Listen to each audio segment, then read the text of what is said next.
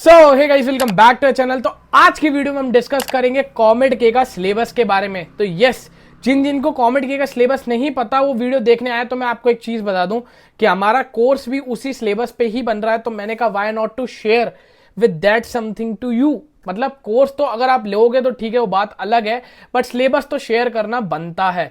तो आज ये वीडियो बन रही है कि मैं आपको बताऊंगा कि कॉमेड के में कौन कौन से इंपॉर्टेंट चैप्टर्स हैं, किन चैप्टर से सबसे ज्यादा क्वेश्चन आ रहे हैं। क्योंकि मैं खुद ही इस कोर्स को बना रहा हूं तो मेरे को पता है, मैं इतनी सारी रिसर्च कर रहा हूं। प्रीवियस ईयर मैंने बिल्कुल 5 से 6 साल के देख के रखे हैं। तो मुझे जितना भी मैंने कोर्स कंप्लीट कर लिया, बनाना कंप्लीट हो चुका है, वो 10 दिन के अंदर लॉन्च होने वाला है। तो जब मैं बना रहा था तो मेरे को चीज समझ में आ गई किस चैप्टर से कितने क्वेश्चन आ रहे हैं। जैसे अगर आप थर्मोडायनेमिक्स की बात कर दो, वहां से एक क्वेश्चन आता है हर साल, या अगर हम करंट इलेक्ट्रिसिटी की बात कर ले तो दो क्वेश्चन आने ही आने हैं। तो ये आज हम इंपॉर्टेंट चैप्टर बताएंगे, कौन सा चैप्टर का वेटेज है, कौन सा इंपॉर्टेंट चैप्टर है। वीडियो बने रहना, पूरा सिलेबस के बारे में डिस्कशन करेंगे, फिजिक्स, केमिस्ट्री, मैथ्स, और कितना कौन सा सब्जेक्ट ज्यादा इंपॉर्टेंट है। ठीक है, तो आ जाओ वीडियो को बढ़ाते हैं आगे। इससे पहले हम ये डिस्कस करें कि फिजिक्स में कितना आएगा, केमिस्ट्री में कितना आएगा, मैथ्स में कितना आएगा। पहले हमें ये समझना पड़ेगा कि कॉमेड के 11th और 12th में से कितना परसेंटेज देता है। तो देखो भाई, 30% आपका 11th में से आता है, 70% आपका 12th में से आता है। तो इससे बात बहुत साफ हो गई होगी कि 11th का हर एक चैप्टर में से एक या दो क्वेश्चन निकलने वाले हैं। वहीं अगर कोई भी हम 12th का चैप्टर ले तो वहां से 2 से 3 क्वेश्चन निकलेंगे। इतनी बात तो साफ हो गई होगी, क्योंकि 30-70 का रेशियो चल रहा है। तो अभी मैं इंपॉर्टेंट केमिस्ट्री के 11th के चैप्टर बताऊंगा आपको। तो सबसे पहले हमारा वहां पे आ जाता है structure of atom. Structure of atom में कई बार वेलोसिटी पूछ ली जाती है आपके, वहां पे एसपीडीएफ से काफी सवाल आ जाते हैं, ऑर्बिटल से काफी सवाल आ जाते हैं। तो इन चीज का ध्यान रखना, स्ट्रक्चर ऑफ एटम्स के अंदर और इलेक्ट्रॉन की वेलोसिटी वगैरह, इन सारे क्वेश्चंस वहां पे टच होंगे। ठीक है, उसके बाद आ जाता है केमिकल बॉन्डिंग। ठीक है, ये इंपॉर्टेंट चैप्टर्स बता रहा हूं। तो केमिकल बॉन्डिंग में आपका हाइब्रिडाइजेशन आ जाता है, एमओटी आ जाता है, बॉन्ड ऑर्डर के बारे में आ जाता है, बॉन्ड एनर्जी, दोनों सेम है। इन सारे टॉपिक्स पे करीबन 1 से 2 क्वेश्चन डेफिनेटली आते हैं। ये वो चैप्टर्स है जहां से क्वेश्चन आएंगे ही आएंगे। स्ट्रक्चर ऑफ एटम में से एक क्वेश्चन पक्का है, केमिकल बॉन्डिंग में से 2 भी आ सकते हैं क्वेश्चन। मैंने 2 क्वेश्चन भी देखे कई बार, पिछले साल भी 2 क्वेश्चन आया था, उससे पिछले साल भी 2 क्वेश्चन आया था। ठीक है, उसके बाद आ जाते हैं हम केमिकल थर्मोडायनेमिक्स। तो भाई थर्मोडायनेमिक्स केमिस्ट्री की, उसमें से भी करीबन एक क्वेश्चन जरूर उठ के आ जाता है। इक्विलिब्रियम में से भी एक क्वेश्चन जरूर उठ के आ जाता है। तो भाई इस चीज का ध्यान रखना थोड़ा। रिडॉक्स में से एक क्वेश्चन जरूर उठता है। ठीक है, या तो केमिकल इक्विलिब्रियम से आएगा या रिडॉक्स में से कोई एक उठेगा, दोनों में से कोई एक उठता है। ठीक है, उसके बाद आ जाते हैं GOC, organic chemistry, general organic chemistry, जहां पे आईयूपीएससी आएगा आपका सबसे पहले। ठीक है, उसके बाद आपसे वहां पे इंडक्टिव इफेक्ट और एच इफेक्ट, एम इफेक्ट, ठीक है, और बाकी जितने भी और इफेक्ट्स हैं, मतलब यही 3 इफेक्ट होते हैं। बाकी दूसरे की इलेक्ट्रॉन डेंसिटी कहाँ पे ज्यादा होगी, रेजोनेंस क्या है वहां पे, वो सब पूछा जाएगा। Carbon cation, carbon अनायन, benzene ring के आसपास जितने भी है, कौन सा सबसे ज्यादा स्टेबल है, समझ रहे हो ना जीओसी में पूरा। तो ये सब चीजें जरूर वहां पे आएंगी, और 2 क्वेश्चन जरूर आते हैं जीओसी में से।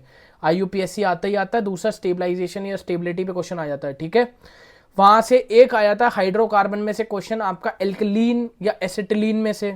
ठीक है, वहां पे आ जाएगा डबल ट्रिपल बॉन्ड के बीच में आ जाएगा कि उनने हेलोजन ऐड कर दिया, कुछ भी ऐसा रिएक्शंस आ गए तो क्या बनेगा वगैरह, एक रिएक्शन वहां से उठ के आ जाएगी। ये हमारा था 11th की केमिस्ट्री। ठीक है, अब आ जाते हैं हम 12th की केमिस्ट्री में। अगर हम 12th की केमिस्ट्री में बात करें तो सॉलिड स्टेट हट चुका है, हमें पता है। अगर आप देख सकते हो तो मैंने नीचे डिस्क्रिप्शन बॉक्स में सिलेबस दे रखा है 11th-12th का, जो इसी साल निकाला है सीबीएसई वालों ने, तो उसी के अकॉर्डिंग चलेगा पूरा। ठीक है, तो अगर मैं बताऊं सॉलिड स्टेट तो छोड़ दो, बट सॉलिड स्टेट्स के अलावा जितनी भी केमिस्ट्री में अब जो आगे हम देखने वाले हैं, जैसे सॉल्यूशन हो गया, केमिकल काइनेटिक्स हो गया आपका, ठीक है, इनमें से 2-2 क्वेश्चन हमेशा आते हैं। सॉल्यूशन में से एक आता है, बट केमिकल काइनेटिक्स में से 2 क्वेश्चन आ जाते हैं। फर्स्ट ऑर्डर का पूछ लेगा क्वेश्चन, एक डिके का पूछ लेगा। ठीक है, उसके बाद हम आ जाते हैं तीसरे चैप्टर इलेक्ट्रोकेमिस्ट्री में से 2 क्वेश्चन आते हैं। इलेक्ट्रिसिटी से रिलेटेड एक क्वेश्चन आ जाता है, और एक बैटरी से रिलेटेड क्वेश्चन आ जाता है। जितनी भी हम बैटरीज पढ़ते हैं, जितनी भी लिथियम आयन बैटरीज हो गई, दूसरी डिफरेंट टाइप की बैटरीज, वहां से एक क्वेश्चन जरूर उठता है। पिछले साल आए थे, 2 क्वेश्चन आए थे इलेक्ट्रोकेमिस्ट्री में से, जितना मेरे को ध्यान है, तो मैं बता दे रहा हूँ। उसके बाद आता है आपका डीएनएफ ब्लॉक और कोऑर्डिनेशन कंपाउंड। तो डीएनएफ ब्लॉक में मैं बता दूं आपको, इनके एलिमेंट्स के ना एटॉमिक नंबर याद करके जाने पड़ेंगे। वो एटॉमिक नंबर से आपको हाइब्रिडाइजेशन और उन सब में पूछ लेंगे कि डी ऑर्बिटल में स्टेबलाइजेशन है या नहीं है, स्टेबिलिटी की रिगार्डिंग पूछ लेंगे। उसमें जो भी कुछ इधर उधर है कि भाई जो ये एलिमेंट है वो किसके बराबर एटॉमिक नंबर है, तो इनको प्लीज करके जाना डीएनएफ ब्लॉक में, ठीक है। वहां से एक क्वेश्चन जरूर होता है, ठीक है। कोऑर्डिनेशन कंपाउंड काफी ज्यादा इंपॉर्टेंट है, हर साल कोऑर्डिनेशन कंपाउंड में से 2 से 3 क्वेश्चन उठते ही उठते हैं, तो इस चीज का ध्यान रखना, 2 से 3 क्वेश्चन उठेंगे, ठीक है। कॉम्प्लेक्स के रिगार्डिंग उठेंगे, कटायन अनायन के जो उनके कॉम्प्लेक्सेस हैं वहां से उठ जाएंगे। आईयूपीएससी का एक क्वेश्चन डेफिनेटली आएगा, तो तुम्हें पता होना चाहिए आईयूपीएससी नेमिंग कैसे होती है कोऑर्डिनेशन कंपाउंड में। लिगेंड से आ जाएगा, ठीक है, कि भाई कौन सा ज़्यादा इंपॉर्टेंट है, कौन सा इलेक्ट्रॉन विड्रॉइंग है, कौन सा इलेक्ट्रॉन दे रहा है, ठीक है। तो प्लीज़ इसको ध्यान रखना, ये आपका कोऑर्डिनेशन कंपाउंड है, ठीक है। उसके बाद भाई 12th की पूरी ऑर्गेनिक आ रही है, बायोमोलिक्यूल्स तक, मतलब हेलो एल्केन्स ले लो और बायोमोलिक्यूल्स तक सब आ रहा है, मतलब halo alkanes, halo arenes, carboxylic acid, ether, alcohol, phenol, मतलब जितने अमाइन सब आएगा आपका, ठीक है। तो इनको तो करके जाना है, इनकी स्पेशली इनमें से 20 से 25 क्वेश्चन बनते हैं ये पूरी ऑर्गेनिक से, और इसके अंदर नेमिंग रिएक्शन आ जाएगी, ग्रेनार्ड रिएक्शन आ सकती है, क्लेमेंसन रिएक्शन आ सकती है, फ्रिडल क्राफ्ट रिएक्शन आ सकती है। ये मतलब ये रिएक्शन तो मैंने ऐसी हैं जो मुझे याद इसलिए हो गई हैं क्योंकि बार बार मैंने देखे हैं, ठीक है। न्यूक्लियोफाइल सब्स्टिट्यूशन, इलेक्ट्रोफाइल सब्स्टिट्यूशन, ये तो आता ही आता है, तो नेमिंग रिएक्शन करके जाना, डायरेक्टली पूछ लेंगे, ठीक है। तो ये थी हमारी 11th और 12th की केमिस्ट्री। अब चलते हैं फिजिक्स पे। अब हम बात कर लेते हैं फिजिक्स के 11th एंड 12th के सिलेबस के बारे में। तो सबसे पहले हम बात कर लेते हैं 11th का क्या सिलेबस रहेगा। तो यूनिट एंड मेजरमेंट्स में से 2 क्वेश्चन आएंगे। पहला क्वेश्चन डायमेंशन पूछ लेगा किसी भी आपकी मेजरमेंट्स यूनिट्स के लिए, जिसमें आपका इंडक्टेंस हो गया, बहुत बड़े बड़े हो गए, वर्क का, पावर का, जिसके भी डायमेंशन उसको पूछनी होगी तो डायमेंशन याद करके जाना। एरर का क्वेश्चन आएगा, ठीक है। तो मैं ये 2 क्वेश्चंस हर साल देख रहा हूँ, हमेशा आते हैं, पिछले 5 साल से जितने पेपर छाटे हैं अभी तक कोर्स बनाने में, भाई ये क्वेश्चंस देखे ही देखे। तो मैं डायरेक्टली बता दे रहा हूँ, प्रैक्टिस करके जाना, ठीक है। उसके बाद लॉज ऑफ मोशन मत ही करो तो ठीक है, क्योंकि लॉज ऑफ मोशन में हमारे पास इतने कोई क्वेश्चन आया नहीं है। पुली का 1 का 2 का क्वेश्चन देखा हुआ, 1 का 2 का क्वेश्चन देखा हुआ, ठीक है। बट अगर हम मैं बात करूँ मोशन इन स्ट्रेट लाइन और मोशन इन प्लेन की, तो वहां पे क्वेश्चन आते हैं, करीबन 3 क्वेश्चन बनते हैं। एक रिवर वाला क्वेश्चन बन जाता है, ठीक है। स्ट्रेट लाइन में आपका ग्रेविटी में से क्वेश्चन बन जाता है, बॉल को ऊपर फेंकता है, बाउंस करती है बॉल, ठीक है। तो क्वेश्चन का तुम समझ रहे हो जो मैं समझाना चाह रहा हूँ, जिसने पढ़ाई करी है, ठीक है। तो मोशन इन स्ट्रेट और प्लेन लाइन में से 3 क्वेश्चन आते ही आते हैं, ठीक है। अब आ जाते हैं वर्क पावर एनर्जी। तो वर्क पावर एनर्जी में से जितने मेरे क्वेश्चन ध्यान में है, करीबन पिछले 5 साल में हर बार ये कंसिस्टेंटली 2-2 क्वेश्चन देते ही देते हैं, ठीक है। आपको पूछ लेगा कोलिजन्स में से पूछ लेगा, या रिगार्डिंग सैटेलाइट का पूछ लेगा कि सैटेलाइट रिवॉल्व कर रही है तो उसका वर्क डन कितना होगा, ठीक है। पावर में से पूछ लेगा, तो ये पूछ लेगा काइनेटिक और पोटेंशियल एनर्जी का रिलेशन, ये सब आने ही आने वाला है। 2 क्वेश्चन वहां से जरूर आएंगे, बात लिखवा लेना, ठीक है। रोटेशन से 1 क्वेश्चन आएगा, इतना बड़ा चैप्टर है फिर भी रोटेशन का 1 या 2 क्वेश्चन देते हैं, उससे ज़्यादा क्वेश्चन ये देते ही नहीं है भाई, मैं देख के थोड़ा हैरान हूँ, ठीक है। उसके बाद आते हैं ग्रेविटेशन, जो ग्रेविटी का चैप्टर है हमारा, उसमें से 1 क्वेश्चन आता है, सन के रिवॉल्व अराउंड या किसी के रिलेटिवली कोई प्लैनेट रिवॉल्व अराउंड कर रहा है तो उसके बीच में कितना डिस्टेंस है, कभी डिस्टेंस पूछ लेता है, कभी उसका मास पूछ लेता है, तो उसमें से 1 क्वेश्चन आने ही आना है। Thermal properties of solid and fluids में से आपका 2 क्वेश्चन हमेशा बनते हैं। लेमिनार फ्लो, उसमें लेमिनार फ्लो में से आता है, स्ट्रीमलाइन में आता है, ठीक है। और बहुत 1-2 क्वेश्चन और हैं, ठीक है। अब इतना स्पेसिफिक मैं हो नहीं पा रहा हूँ, बहुत सारे क्वेश्चंस थे, तो बट 2 से 3 क्वेश्चन सॉलिड फ्लूइड्स में से बनते हैं। जितना हो सके मैं स्पेसिफिक होने की कोशिश कर रहा हूँ आपके सामने, कि मैं इन डेप्थ टॉपिक बता सकूँ, बाकायदा टॉपिक बताने की कोशिश कर रहा हूँ, ठीक है। इन जनरल अगर ऐसी चैप्टर बता दे तो गेम खत्म, वो तो सब बता सकते हैं। मैं इन डेप्थ कुछ बताने की कोशिश कर रहा हूँ, तो समझना उस चीज़ को। 5 से 6 साल के पेपर अभी इतने सारे दिनों में मैंने एनालाइज करे, तो मेरे दिमाग में वो हो गई है बात, तो मैं वही जितना हो रहा है वो बताने की कोशिश कर रहा हूँ, ठीक है।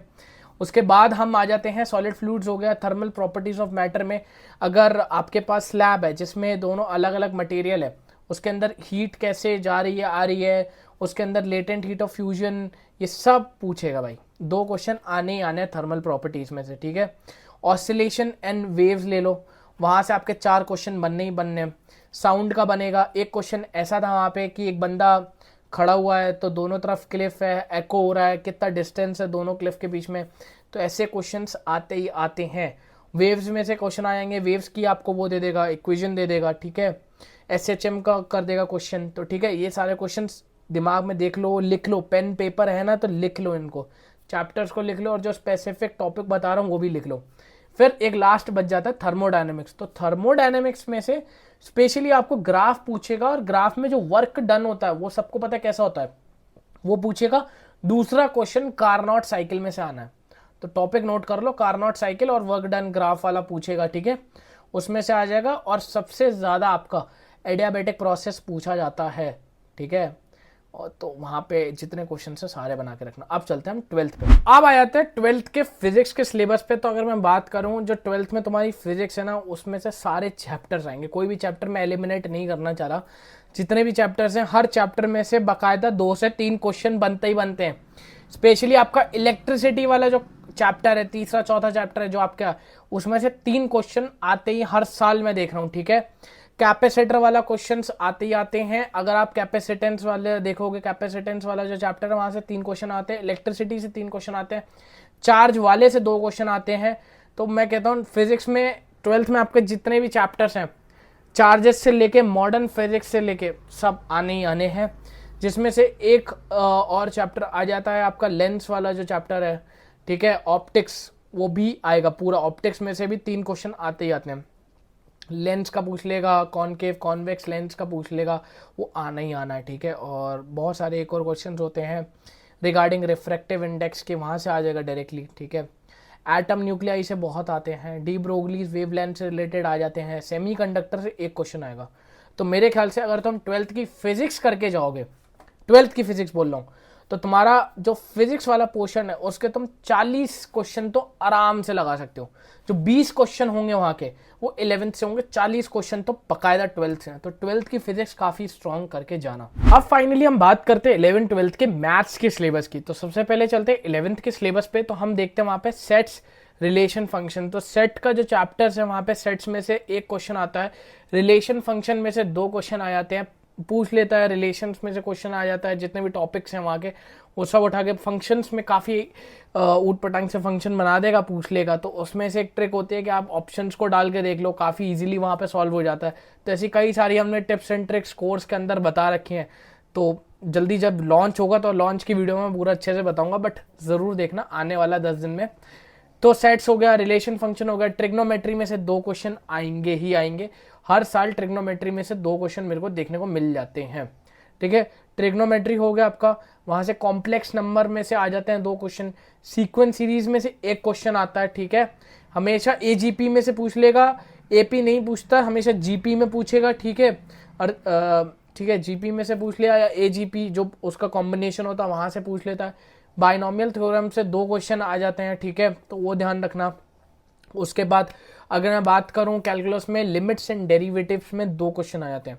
एक नॉर्मल लिमिट्स का क्वेश्चन हो जाता है, एक कंटिन्यूटी वंटिन्यूटी का क्वेश्चन आ जाता है वहां से कि देखो इसमें है या नहीं है, ठीक है। वो आपको 10⁻⁴ करके देखना पड़ता है, वो एक वहां से क्वेश्चन आ जाता है। कॉनिक सेक्शन में से 2 क्वेश्चन आ जाते हैं। तो इस चीज का ध्यान रखना, जो भी मैं टॉपिक बोल रहा हूँ, जो भी मैं चैप्टर बोल रहा हूँ, उसको लिख लेना, ठीक है। वहां से 2 क्वेश्चन आ जाते हैं, ठीक है। स्टैटिक्स एंड प्रोबेबिलिटी, वहां से स्टैटिस्टिक्स और प्रोबेबिलिटी सॉरी, वहां से एक एक क्वेश्चन आपका उठ के आ जाता है।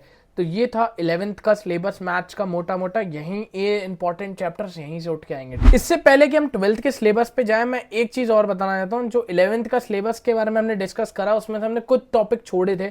तो आप बोलोगे भैया पीएनसी हो गया, हमारे 1-2 टॉपिक और हो गए, जैसे स्ट्रेट लाइंस हो गए। तो यार देखो, पीएनसी का कुछ सालों में ऐसा हुआ है कि पिछले साल पीएनसी का एक क्वेश्चन आया था, उससे पिछले साल एक क्वेश्चन भी नहीं आया था, उससे पिछले साल एक भी क्वेश्चन नहीं आया था। बट 2020 के टाइम पे वहां पे उन्होंने 2 क्वेश्चन दे दिए थे।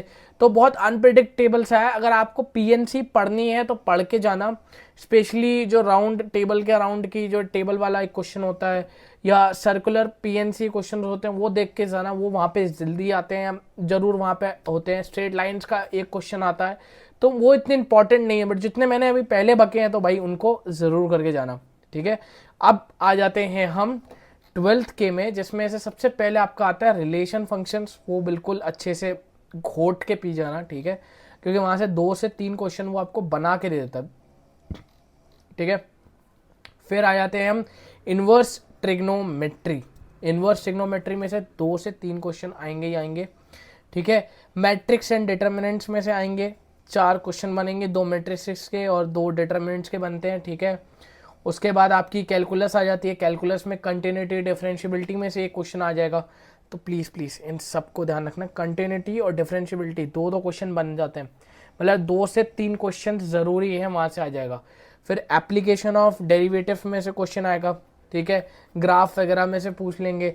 इंटीग्रल्स में से 2 क्वेश्चन आएगा, जिसमें से आपको एक जहाँ पे लिमिट होती है वहाँ से आ जाएगा कि लिमिट लगी हुई है, उसमें देखो कितना होता है टेंस पे, या बिना लिमिट के भी आ जाएगा। तो इंटीग्रल्स में से क्वेश्चन आएगा कि इस इंटीग्रल को सॉल्व करो, एक में लिमिट ला के दे देगा, एक में ग्राफ में आ जाएगा, जिसको हम एप्लीकेशन ऑफ इंटीग्रेशंस में आ जाता है, ठीक है, वो एक आएगा, ठीक है। और उसके बाद एक और आता है हमारा वहाँ पे डिफरेंशियल इक्वेशंस में, डिफरेंशियल इक्वेशन से 2 क्वेश्चन आते हैं, ध्यान रखना 2 क्वेश्चन आते हैं आपके डिफरेंशियल इक्वेशंस में से, ठीक है।